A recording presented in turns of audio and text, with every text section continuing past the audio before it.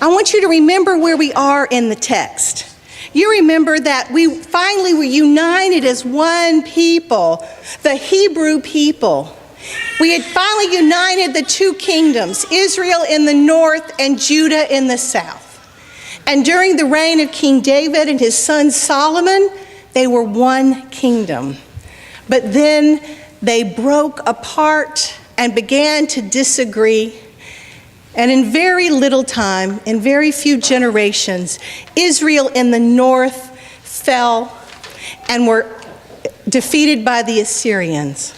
And this morning we hear about Judah in the south falling, being defeated by the Babylonians. And the prophet who rises from this time is Jeremiah. Jeremiah speaks to the people. Now, what happens when the Babylonians come in is they conquer the land, they destroy the temple, and they round up all the leaders. The people of wisdom, the people of money and prestige, the priests, all those people, and they exile them. They take them out of that place. But Jeremiah is still there, which tells you something about our prophet this morning. And today we hear him that he writes a letter to the exiles. He writes a letter to the Babylonians and the people who are living among them from Jerusalem. Now, he was not beloved. In fact, we hear in his writings that a lot of bad things are going to happen to Jeremiah, but that was often the way of the prophet. Have you ever noticed how often people don't want to hear the truth? And sometimes if you're a truth teller, that can be quite dangerous in the world. That was also true during his time. But he speaks to them about how they can continue to be a people of God. And that's what we hear in his letter this morning. Pat? So here's a letter from Jeremiah. These are the words of the letter that the prophet Jeremiah sent from Jerusalem to the remaining elders among the exiles and to the priests, the prophets, and all the people whom Nebuchadnezzar had taken into exile from Jerusalem to Babylon. Thus says the Lord of hosts, the God of Israel, to all the exiles whom I have sent into exile from Jerusalem to Babylon. Build houses and live in them. Plant gardens and eat what they produce. Take wives and have sons and daughters. Take wives for your sons and give your daughters in marriage, that they may bear sons and daughters. Multiply there and do not decrease.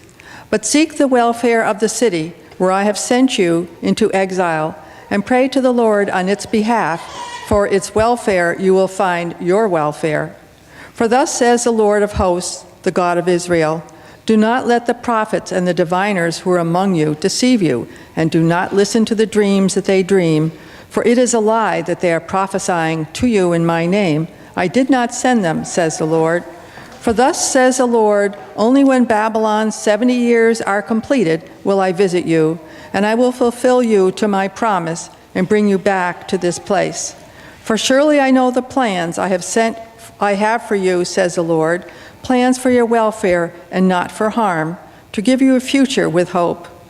Then when you call upon me and come and pray to me, I will hear you.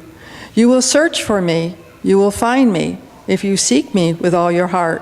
I will let you find me, says the Lord, and I will restore your fortunes and gather you from all the nations and all the places where I have driven you, says the Lord, and I will bring you back to the place from which I sent you into exile.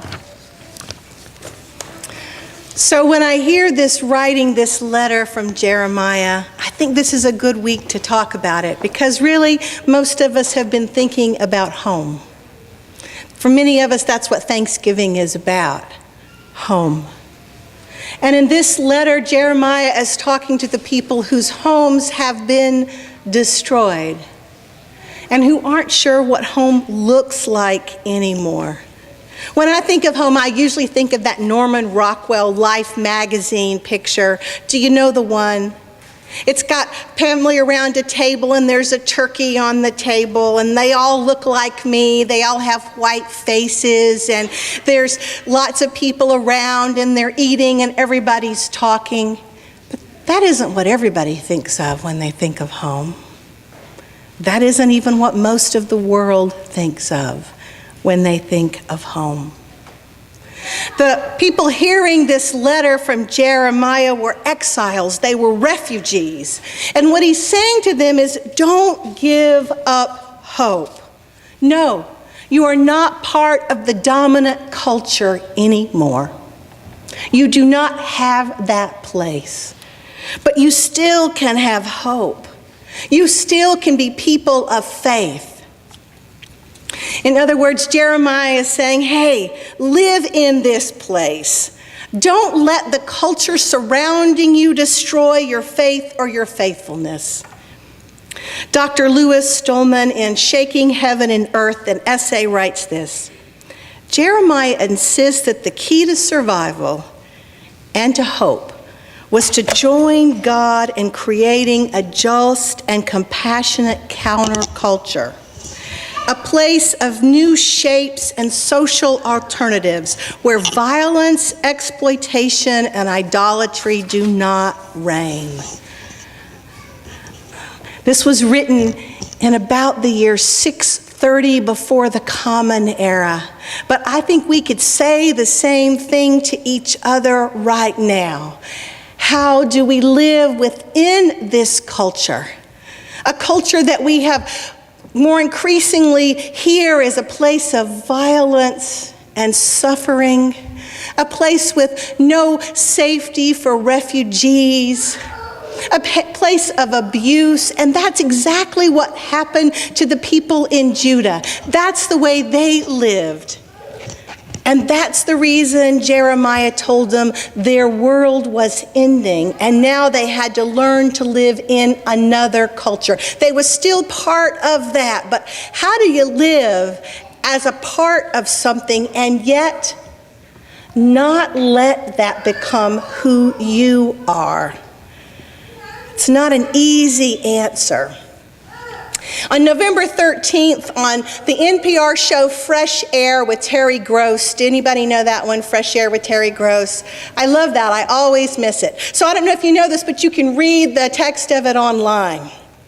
And that day, Father Greg Boyle, Homebody Industries, was her guest. He's a priest who's been working for 30 years in LA with gang members and with young people who are transitioning out of prison. He's written a new book called Barking in the Choir, The Power of Radical Kinship. So let me tell you, Homeboy Industries is a business that includes a restaurant and a bakery and a cafe and a farmer's market. And the whole purpose of those businesses are so that they can hire gang members from both sides. And they have to work together. They have to put aside their distrust and their hatred of each other. And Homeboy Industries provides job training and social programs. In fact, one of the things he talked about was they have a huge program of people wanting to have tattoos removed. In fact, it's the largest gang intervention program and re-entry program in our entire nation. 30 years ago when he started it, Father Boyle said, our motto was, nothing stops a bullet like a job. He said, but what they discovered is they could train gang members, they could put them to work, but the minute there was a monkey wrench tossed into the mix, they would begin to unravel. They just didn't have any resilience. He said there was no healing. And in no time, they'd be right back in their gang life or back to prison. And then about 15 years ago, Boyle said, he started thinking about the fact that it's really healing that's necessary to make change in their lives. That people have to have a reason to get up in the morning and a place to go and a reason not to be a part of the gang.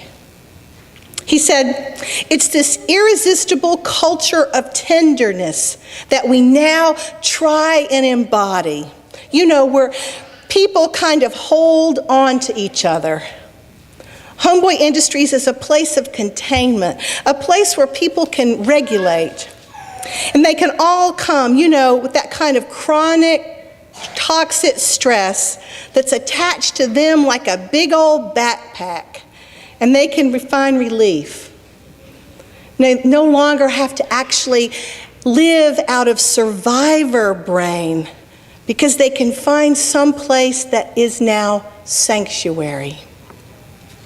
They come to terms with who they are and what they have done. And here's what he says. He says, I always say at Homeboy, if you do not transform your pain, you're just going to transmit it. If you do not transform your pain, you will simply transmit it. And so they try and break this cycle. And pretty soon, he says, if the people cooperate and surrender to their pain, they become sanctuary.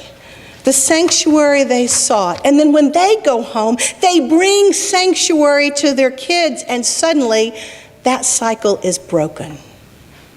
Now, many of us don't imagine that there's any way to break that cycle. But we hear about radical kinship and how that is happening. He says, you're not going to transform their pain if they're inebriated or constantly smoking marijuana. They're used to that. They're used to self-medicating. They're used to trying to escape. What they need is a place where they can see their pain and where it comes from. Because the antidote to pain is to hold them in a place where they feel cherished and where they're compelled to know that they are loved. It's a kind of steady harmonizing love that infiltrates the place where they show up every day, and it's palpable. There's a sense of no matter whatness, these folks are in your corner, even if they have to let you go because you are not ready to heal. And he says it happens. Many of them come back 3 or 4 times before healing takes place. He says some of them, most of them actually do come back. He thinks it's a sign that they got a dose of something that they were after. Radical kinness.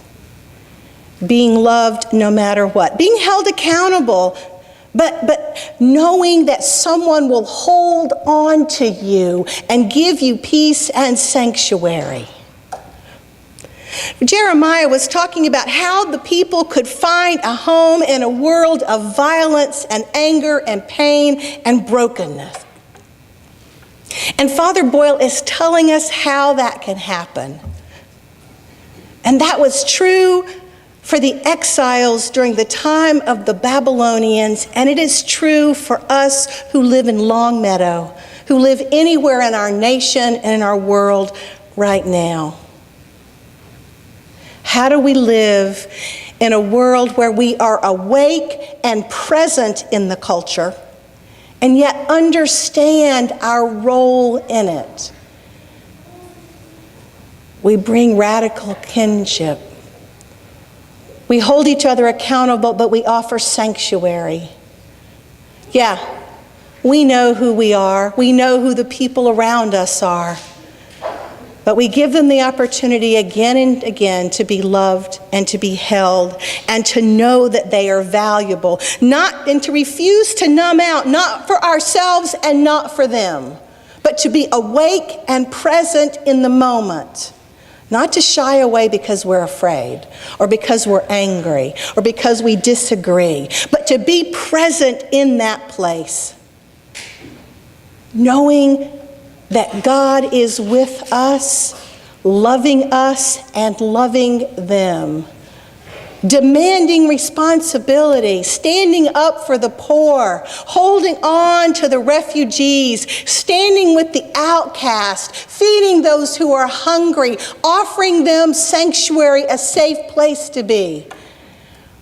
but not turning our backs, not letting go. We might think we're suddenly living in Babylon, but we will refuse to numb out. We'll keep speaking up and we'll keep spreading love. I think that's what home really is. It's not our houses. It's not a turkey dinner. It doesn't just happen in Thanksgiving. It doesn't even involve pecan pie, though that answer often disturbs me. Home. Home is a place that when you come here, we take you in. We welcome you. We're not confused by who you really are, but we offer you love and kinship. That's what home is. And that's the way we'll heal our world. That's the way we'll heal our church. Christianity has need of a little healing. And the best I think we can do is to listen to Jeremiah and to remember that it's our call to offer everyone who comes among us home. Amen.